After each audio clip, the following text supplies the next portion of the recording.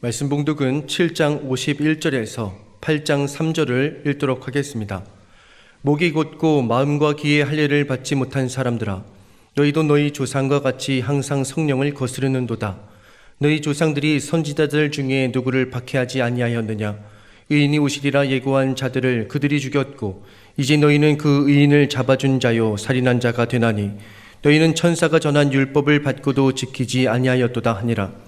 그들이 이 말을 듣고 마음에 찔려 그들을 향하여 이를 갈거늘, 스데반이 성령 충만하여 하늘을 우러러 주목하여 하나님의 영광과 및 예수께서 하나님 우편에 서신 것을 보고 말하되, 보라, 하늘이 열리고 인자가 하나님 우편에 서신 것을 보노라 한데, 그들이 큰 소리를 지르며 귀를 막고 일제히 그에게 달려들어 성 밖으로 내치고 돌로 칠세, 증인들이 옷을 벗어 사울이라 하는 청년의 발 앞에 두니라.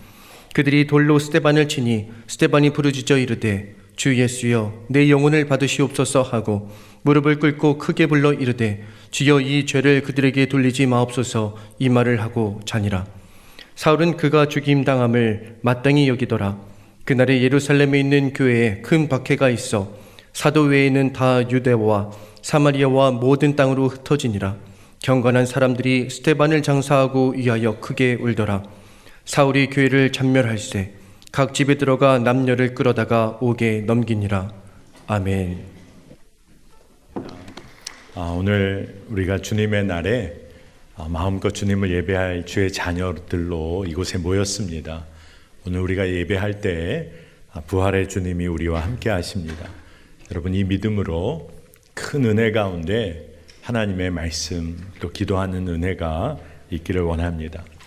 오늘 사도행전 오늘 말씀은 7장 1절부터 8장 3절까지의 말씀을 우리가 가지고 함께 말씀을 나누는데, 말씀은 한 부분만 읽었습니다.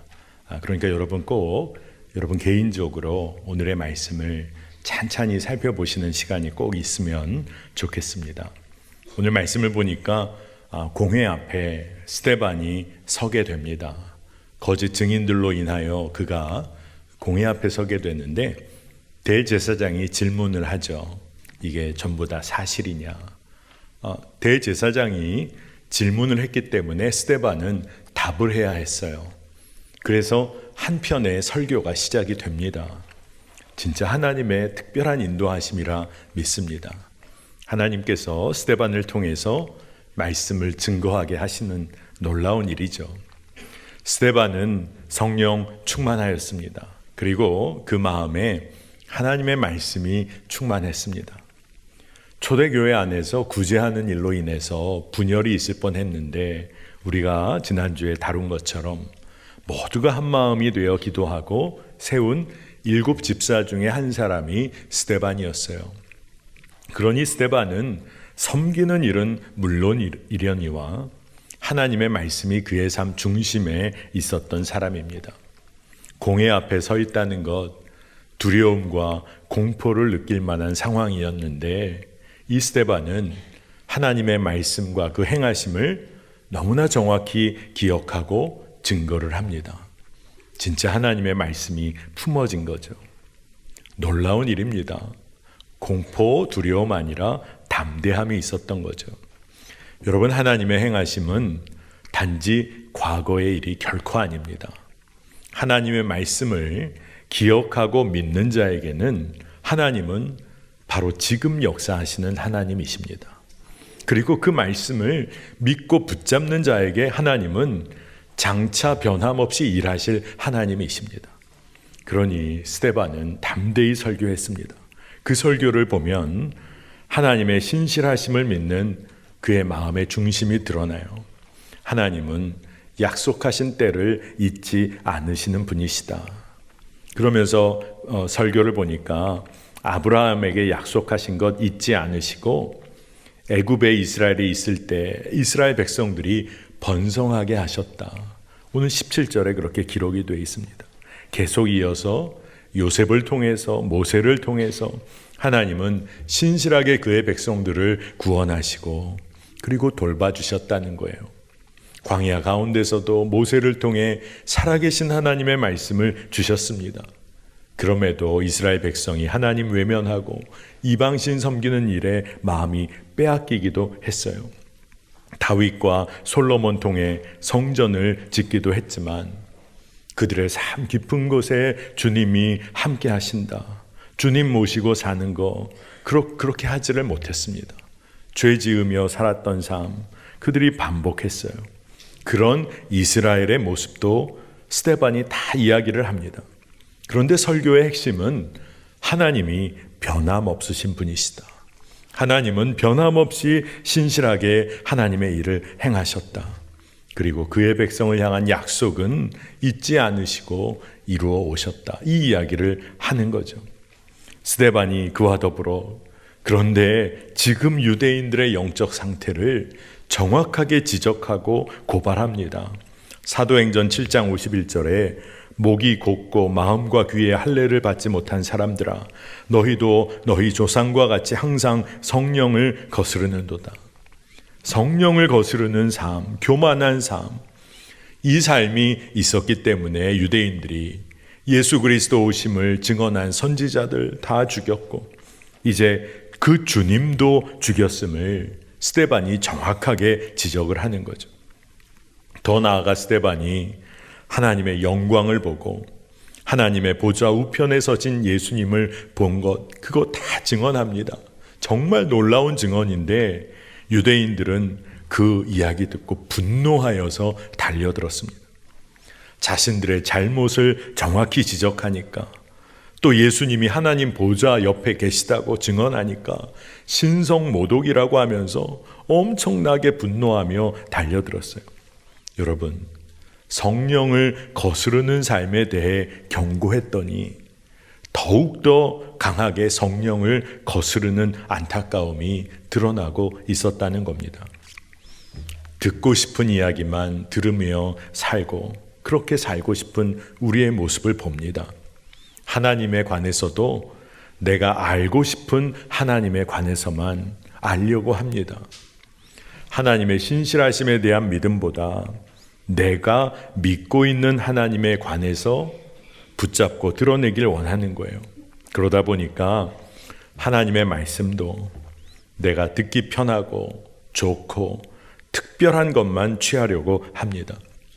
제가 목회하면서 동계수련회를 소망수양관으로 청년들을 데리고 간 적이 있어요. 한 청년 그때 한 350여 명이 참석했었던 것 같은데 청년들이 둘째 날 저에게 말씀 강사로 좀 섬겨달라고 요청을 해왔습니다.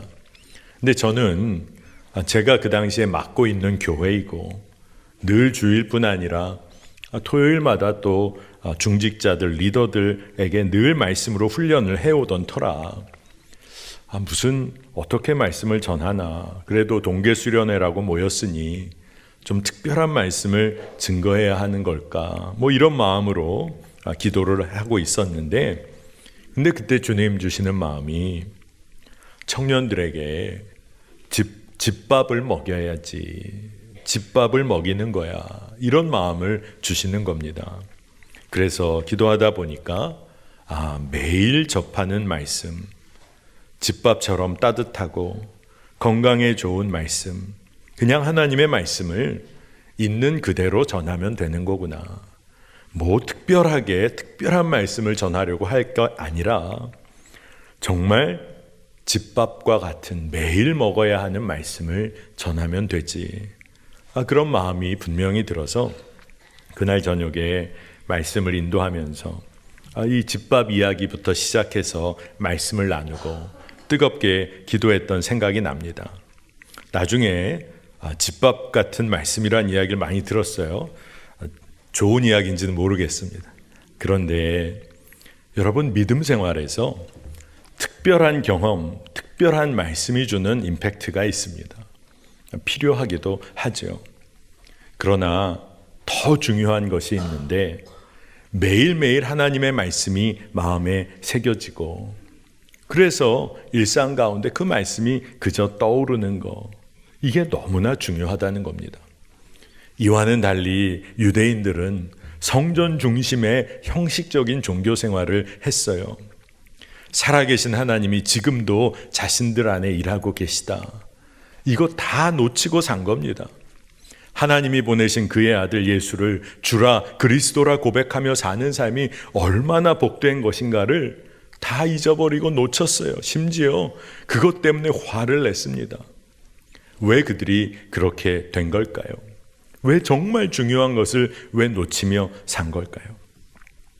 매일 집에서 밥 먹듯이 매 순간 하나님의 말씀을 품고 기억하고, 그리고 그 말씀을 기억하니까 그렇게 그저 살아가는 삶, 이거 놓치며 살았기 때문에 그런 것 아닙니까? 여러분, 위기 상황을 만날 때 평상시에 위기 대처 매뉴얼에 따라서 어떻게 대처할지를 아주 지루할 정도로 반복하고 몸에 익힌 군인들이 있다면 그들은 정말 중요한 위기 상황에서 핵심적인 사항, 대처 사항들 놓치지 않을 거예요. 물론 그 당시의 상황을 그때그때 판단도 해야겠지만 정말 중요한 부분들을 놓치지 않을 겁니다. 여러분, 매 순간 하나님 말씀 따라 정직하게 인도하심을 받는 매일의 일상이 쌓여진 삶과 그것 다 잊어버리고 그저 한때의 특별한 은혜만을 그냥 붙잡고 살아볼까? 그렇게 사는 삶은 나중에 엄청난 차이가 생깁니다. 스데반의 설교 듣고 유대인들 분노했어요. 종교 지도자들 신성 모독이라고 그렇게 막 들먹였습니다. 그러면서 아주 비난했어요.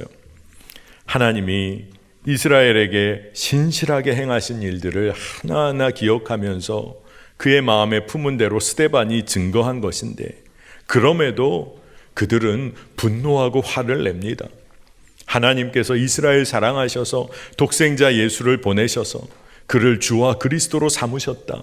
복음 중에 복음을 증거했는데도 그들의 마음이 굳어지고 완고해졌습니다. 문제가 뭘까요? 자신들이 믿고 있는 것과 다르다는 겁니다. 자기들이 지금까지 주장했던 하나님에 대한 것과 다르다는 거예요. 자신들이 지금까지 기다려온 메시아와는 다르다는 겁니다.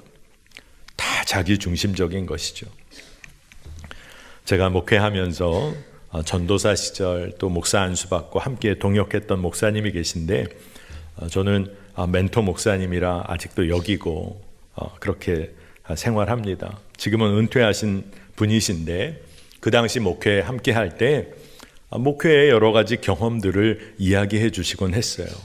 근데 한 이야기를 저에게 알려주셨는데, 하루는 그 목사님께서 주일 예배를 다 인도하시고 마치시고 목사님 사무실에 돌아가셨는데, 한 성도분이 막 찾아오셨다는 겁니다. 벌써 들어오시는데 마음이 상하셨는지 잔뜩 화가 난 얼굴로 들어오셨다는 거예요. 그리고 앉자마자 이야기인 즉슨 이런 말씀을 하셨다는 거예요. 목사님, 어떻게 저를 향해 표적 설교하실 수 있습니까? 저 들으라고 하신 말씀 아닙니까? 그러면서 막 따지시더라는 거예요.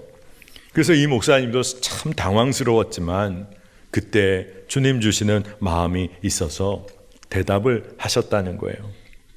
제가 표적 설교를 한 것은 결코 아닙니다만, 그렇게 들으셨다면, 하나님의 음성으로 그렇게 들으셨다면 성도님 설교 잘 들으셨습니다.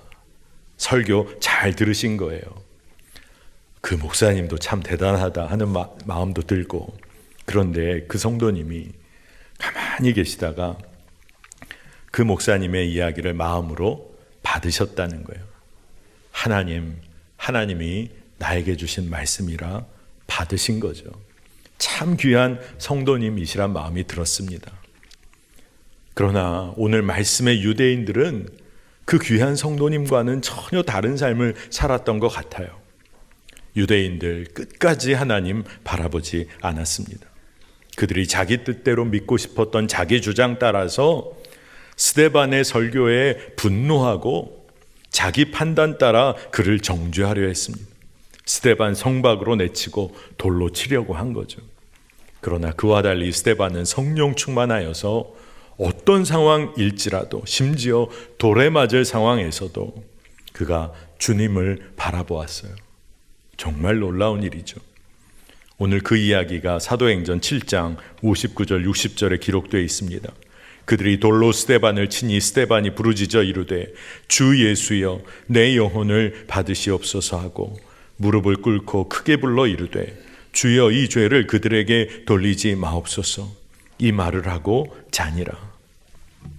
스데반이 하나님 나라 영광을 볼 믿음의 눈이 열렸기에 그는 두려움이 없었습니다.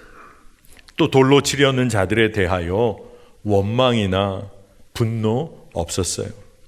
그가 성령 충만하여 주님을 바라보았기 때문에, 주님만 주목했기 때문에 복음에 대한 분명한 믿음을 가지고 자신의 생명도 기꺼이 내어드리는 그 길을 걸어간 겁니다. 오늘 말씀을 보면 아주 작은 부분이지만 돌로 치는 자들, 거짓 증인들이 벗어놓은 그 옷을 지켰던, 옷 봐줬던 사울이란 이름의 청년이 기록이 돼 있어요. 훗날에 복음 증거 위에 생명을 걸었던 사도 바울이죠. 그가 그때 돌로 치려는 사람 옷 돌보고 있었는데 그 이후에 그가 변화된 후에 그가 이런 증거를 합니다. 사도행전 20장 24절에 내가 달려갈 길과 주 예수께 받은 사명 곧 하나님의 은혜의 복음을 증언하는 일을 마치려 하면은 나의 생명조차 조금도 귀한 것으로 여기지 아니하노라. 아멘. 참 놀라운 것이죠. 사도 바울, 사울일 때 돌로 치려는 사람 옷 맡아주던 그 청년에서 오늘 이 고백을 보니까 복음을 위하여 생명을 내어놓는 것 두려워하지 않는 주의 증인으로 선 것을 봅니다. 스데반이 먼저 담대하게 그 길을 걸었고, 그리고 그 당시에는 스데반의 죽음을 너무나 당연한 것으로 여겼던 사울이 결국 변화되어 똑같이 두려움 없이 복음 전하는 그 길을 이 사도 바울 되어 걸었습니다. 여러분, 오늘 스데반의 이 순교 이후에 놀라운 일이 벌어지는데 수많은 유대인들이 분노하고 스데반을 하나님의 이름으로, 소위 하나님의 이름으로 돌로 쳐 죽이는 일이 발생했음에도 불구하고 여전히 경건한 사람들이 남아 있었다는 거예요. 하나님을 경외하며 예수를 주라 그리스도라 고백하는 이들이 여전히 있었다는 겁니다. 그들은 마음을 같이하여 스데반 장사하고 그리고 슬퍼했어요. 그리고 주님의 인도하심만을 구했습니다. 스데반의 순교 이후에 초대교회는 정말 쇠락할 것 같았지만, 사람들이 다 흩어져 버린 것 같았지만 흩어진 이들을 통해 복음이 증거되는 역사를 봅니다. 사도행전 8장 1절 4절을 이어서 보면 그날에 예루살렘에 있는 교회에 큰 박해가 있어 사도 외에는 다 유대와 사마리아와 모든 땅으로 흩어지니라. 그 흩어진 사람들이 두루 다니며 복음의 말씀을 전할세. 겉으로는 핍박으로 위축된 것 같은 교회예요. 그러나 복음을 믿고 증거하는 이들이 흩어져서 선교의 첫 걸음을 띄게 됩니다. 선교 역사가 시작되는 거예요. 고난이 더욱 심해진 상황이었지만 우리 주님은 그곳에서 여전히 일하고 계셨음을 우리가 볼 수 있어요. 그럼에도 불구하고 우리의 마음에는 하나님은 왜 스데반을 순교하도록 그대로 버려두셨을까? 그렇게 성령 충만하고 하나님 경외하고 말씀을 품고 살았던 왜 그 스데반을 순교의 자리에 그대로 놓아두셨을까? 그런 질문을 하게 됩니다. 여러분, 고난 없이는 설명되지 않는 믿음의 길이 있음을 봅니다. 그런데 그 고난 가운데 하나님은 정확하게 그의 삶을 인도하셨습니다. 스데반은 부활의 기쁨을 품은 자였고 하나님의 선하심을 끝까지 놓지 않은 자였기 때문이라 믿습니다. 이 땅에서의 삶이 스데반에게 전부였으면 그는 정말 불쌍한 사람이었을 거예요. 아마 가장 불쌍한 사람이었을 것입니다. 그러나 그는 하나님 나라의 영광을 보았어요. 그 옆에 계신 예수님을 볼 믿음의 눈이 열렸던 삶. 그래서 끝까지 믿음의 길을 걸을 수가 있었습니다. 말씀을 보면 너무나 특이할 정도로 스데반은 너무나 정확하게 예수님이 걸으신 그 길을 정확하게 걸어갔어요. 하나님의 뜻이 이루어지는 것이 가장 선한 것이다. 이걸 붙잡은 거예요. 예수님이 겟세마네에서 기도하실 때 내 뜻대로 마시옵고 아버지의 뜻대로 되기를 원하나이다. 그 기도를 드렸잖아요. 스데반에게 하나님의 허락하심이, 하나님의 뜻이 이루어지는 게 그게 가장 선하다. 이 믿음을 놓치지 않았어요. 여러분은 어떠십니까? 하나님의 허락하심이 가장 선하다는, 가장 최선이라는 그런 믿음이 있으십니까? 아마 대답이 쉽지 않을지 몰라요. 그러나 십자가를 보면 십자가는 가장 수치스럽고 모멸스러운 고통이 있는 죽음의 현장입니다. 그러나 우리를 향한 하나님의 완전한 사랑이 드러난 바로 그 자리입니다. 죄 없는 자신의 독생자 예수를 화목제물로 삼으신 우리 하나님의 구원의 계획은 가장 선하신 계획이었어요. 그래서 우리 모두가, 이곳에 있는 우리 모두가 새로운 생명을 시작하게 된 거 아닙니까? 하나님의 종 스데반이 돌을 맞아 죽어야 할 그 순간에 하나님은 그 모든 것을 겸손하게 받아들이셨어요. 하나님 전지전능하시고 그리고 권세가 있으신 분이신데 그 권능으로 돌로 치려는 자들을 다 무찌르신 것이 아니라 그들에게 죄를 돌리지 않으시려는 하나님의 마음을 스데반의 기도로 드러내시고 그 기도를 받으셨어요. 이게 진짜 복음인 것입니다. 돌을 들어 정죄하고 돌을 들어 생명을 앗아가려는 사람들, 또 그 사람들의 옷을 봐주며 스데반의 죽임당함을 마땅히 여겼던 사울, 이 모두가 누굽니까? 사실 바로 우리들인 거죠. 그런 우리를 위해 예수 그리스도의 십자가 보혈이 우리를 덮고 있는 거죠. 여러분, 스데반의 기도는 사실 우리를 위한 기도였던 겁니다.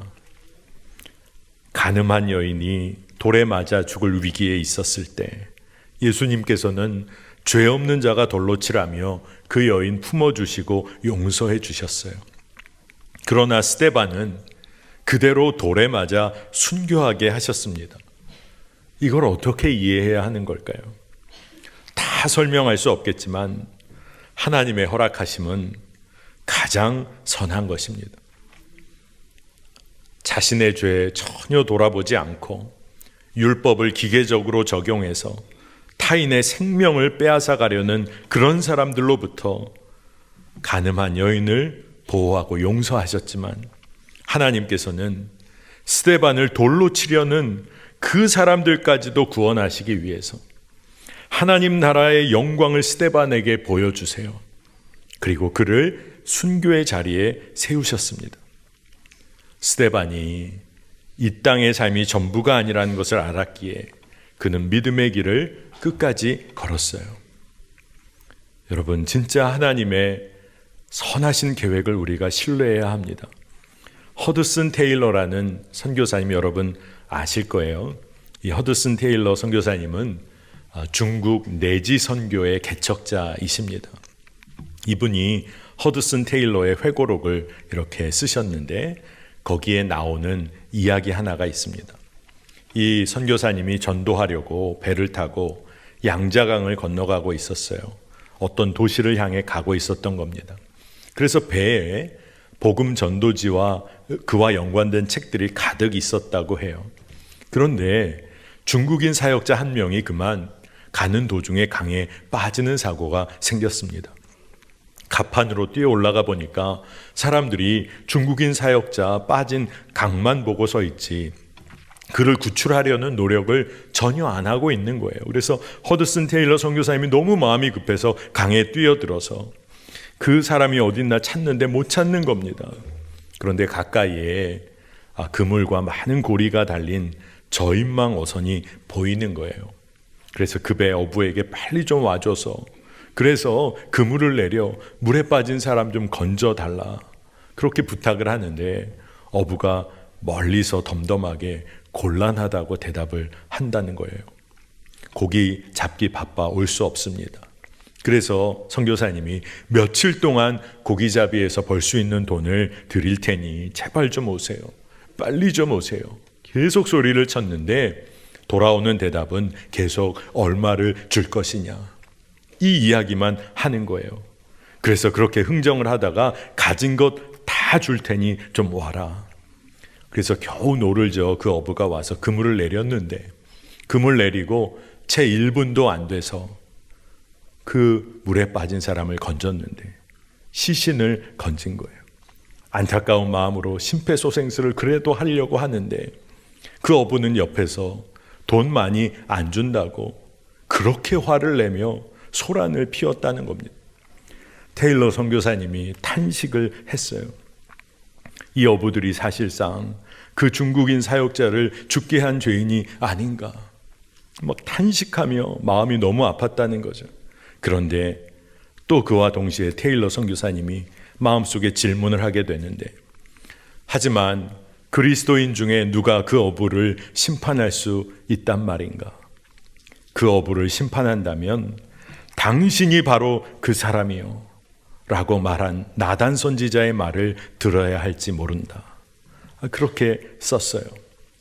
시신을 건지는 것을 게을리한 것이 그렇게 악한 일이라면 죄로 인해 멸망의 길을 가는 사람들을 보면서도 자기 일만 열심히 하는 그리스도인들은 얼마나 더 호된 처벌을 받을 것인가. 그렇게 되묻게 되었다고 합니다. 주 예수님은 명령하신다. 온 세상으로 가서 모든 피조물에게 복음을 전파하라. 이 말씀을 들었을 때 우리는 그분께 아니요, 그건 곤란합니다. 그렇게 말씀을 드릴 것인가? 내가 땅을 샀기 때문에 갈 수 없다고 말씀드릴 것인가? 소 5겨리를 샀기 때문에 혹은 결혼을 했기 때문에 혹은 다른 일이나 더 재미있는 일이 있기 때문에 갈 수 없다고 말씀드릴 것인가? 이 테일러 선교사님이 이 일을 겪으며 이런 글을 쓴 거예요. 그리고 마지막에 고린도후서 5장 10절 말씀을 인용하는데 이는 우리가 다 반드시 그리스도의 심판대 앞에 나타나게 되어 각각 선악간에 그 몸으로 행한 것을 따라 받으려 함이라. 그렇게 기록하고 이것을 기억해야 한다. 그렇게 이 이야기를 써놓았습니다. 여러분, 우리가 세상을 살아보니까 하나님의 허락하심이 사람들 눈에 보면 꼭 최선인 것 같지 않게 느껴지곤 한다는 거예요. 지금 상황과 환경들이 정말 합력하여 하나님의 최선으로 빚어질지가 믿기 어려울 때가 많아 마음 힘들어하며 사는 성도들이 많다는 겁니다. 그래서 오늘 우리가 말씀 가운데 스데반의 죽음을 바라보면서도 우리의 마음이 복잡한 것입니다. 여러분, 지금 편안하냐 고난이냐 이걸 기준으로 우리 삶을 판단해서는 안 됩니다. 편안해 보여도 마지막이 두려운 삶이 있습니다. 지금 고난이어도 마지막이 복되고 감사한 삶이 있습니다. 세상 사람들이 흔히 무병장수하다가 가족들에 둘러싸여 죽는 것이 복이라고도 하죠. 하지만 여러분, 이곳에 있는 우리 중에 누구든지 하늘이 열리고 하나님 나라의 영광을 본다면 아마 편안하게 죽는 것보다 순교의 자리에 서는 것 두려워하지 않게 될 것입니다. 천국에서 우리가 스데반을 만난다면 아마 모두가 부러워하고 존경하지 않겠습니까? 스데반에게는 예수님처럼 살다가 예수님처럼 죽는 순교한 것, 그것은 하나님의 선하심이 그의 삶에 그대로 드러난 사건이었어요. 스데반은 하나님의 선하심을 맛본 사람입니다. 여러분, 오늘 우리가 말씀 앞에서 우리는 어떤 기도를 올려드리며 살아야 할까요? 하나님, 세상에서 돌 안 맞게 해주세요. 돌이 날아와도 잘 피하게 해주세요. 이런 기도 올려드리며 사는 것 아니라 하나님 끝까지 하나님의 선하심을 신뢰하고 맛보며 하나님의 영광을 보게 하여 주옵소서. 믿음의 눈을 들어 이 땅이 전부가 아니라 하나님 나라의 영광과 권세를 보게 해 주십시오. 우리가 올려드려야 할 기도라고 믿습니다. 우리의 삶이 지금의 순간으로 결론 지어지는 거 아닙니다. 하나님은 우리의 삶에 하나님의 가장 선하신 뜻을 이루기를 원하십니다. 여러분 정말 기도해 보시기를 바랍니다. 말씀을 붙잡아 보시기를 바랍니다. 매일매일 하나님의 말씀으로 인도하시는 그 인도하심에 순종해 보시기를 바랍니다. 하나님의 선하심을 품고 사는 자, 그의 인생의 결론이 달라집니다. 우리가 오늘 이 말씀 놓치지 않고 주와 동행하는 자 되시기를 축복합니다. 함께 기도하겠습니다. 하나님, 오늘 우리가 주의 전에 모여 예배하게 하시고 하나님 나라 소망을 품게 하시니 감사합니다. 하나님의 선하심을 신뢰하는 믿음을 부어주소서. 이 땅이 전부가 아님을 깨달아 하나님 나라의 영광을 볼 수 있는 믿음의 눈이 열리게 하여 주옵소서. 지금 고난 가운데 있을지라도 하나님의 선하심을 믿기에 지금 감사할 수 있는 성도의 삶을 살게 하여 주옵소서. 어려운 이들, 낙심한 이들을 일으키는 복음의 증거자로 우리가 쓰임받게 하여 주시고 우리가 정말 주와 동행하기에 매일이 기쁨이고 감사고 능력 있는 삶을 살게 하여 주옵소서. 감사드리며 예수 그리스도의 이름으로 간절히 기도합니다. 아멘. 이 시간 우리